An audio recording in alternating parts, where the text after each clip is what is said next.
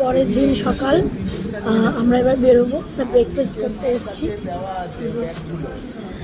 ব্রেকফাস্টে ইচ্ছা আছে হচ্ছে ধোসা খাওয়ার, আর দাদা শুভম খাবে জানি না, বাট আমি আর বৌমনি ধোসা খাবো, এখন অব্দি ইচ্ছা আছে।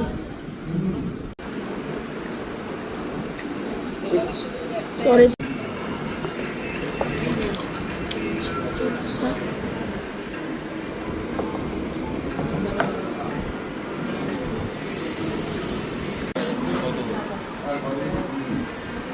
করে নিতে হবে।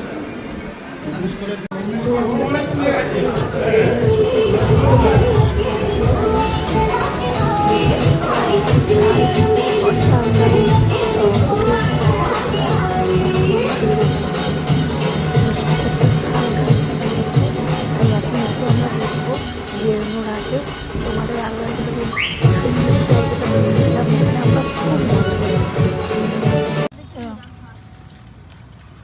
বমনি তেঁতুল মাখা চলছে। না না, আমার চেকআপ করাতে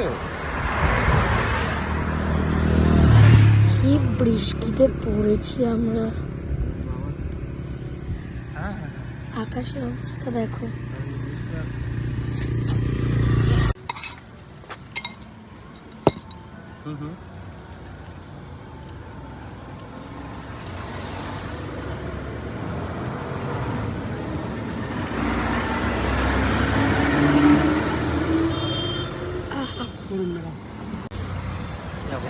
আমরা এখন এই হাই রোডের ওপরে একজন ওই আম, শসা, তেঁতুল এগুলো সব মাখছে। আমরা এখন এই সব মাখাগুলো অল্প অল্প করে টেস্ট করবো। এই যে আমাদের আম মাখা হয়ে গেছে।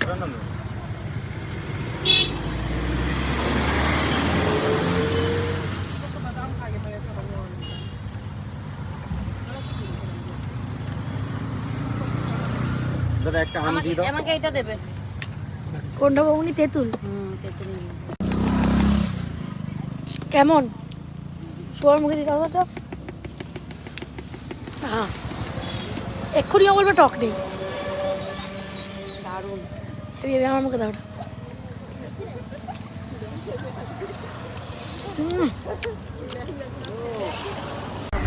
দেখো দেখো একবার, না এটা ভিডিও হচ্ছে। দাদা কি বৃষ্টি মাথায় নিয়ে এসেছি, আবার আছে কপালে, চিন্তা নেই। কি বৃষ্টি, আকাশের অবস্থা তো দেখালামই। এই দেখো, আমার মতে বলে এই দেখো তাড়াতাড়ি হয়ে গেছে বাবা। তারপরে আমরা বিকেল 3:30 নাগাদ পৌঁছেছিলাম শেয়ারি পাঞ্জাবে। তো ইচ্ছে করেই আগে করিনি লাঞ্চ, কারণ আমাদের মাথাতেই ছিল যে আমরা এখানেই লাঞ্চ করব, আর আমাদের বেশ অনেকক্ষণের একটা রেস্টও দরকার ছিল, তাই এখানে দাঁড়িয়েছিলাম।